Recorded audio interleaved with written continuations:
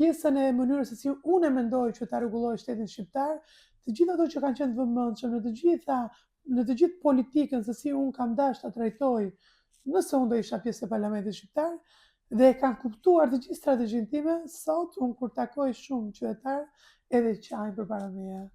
Madje është një rast që jam ndjerë shumë krenare që isha pjesë e kandidimit këtë periudhë, për faktin këmbgulje që kishte parë tek unë një zonjë e martuar me fëmijë të vogël, vullneti, këmbgulja, karakteri im luftarake, e kishin bërë ajo kishte dashur të vrasë veten. E kishin bërë atë që vërtet të heqë dorë nga vetvrasja.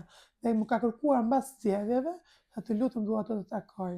Gjej kohë, tha dua të takoj, tha kam diçka shumë të rëndësishme që dua ta diskutoj me ty, ti jam mirënjohës. Dhe thashun kush je ti sepse unë nuk di që të kem bërë ti diçka të mirë dhe që ti t'jesh mirënjohës ndaj meje. Të lutem tha ti më ke bërë nderin e jetës ta dhe unë dua të ta them nga afër.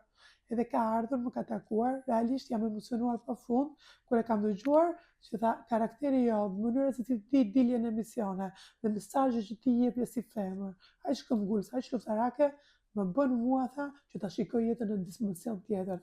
Unë isha në fazën që doja të bëja vetvrasje.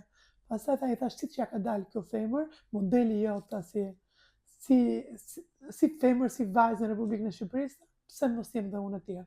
Pra ke qenë ty frymëzimi im tha, që unë të heq dorë, se sot jem dhe nënë e fëmijës tha, dhe mos të bëj atë veprim brutal.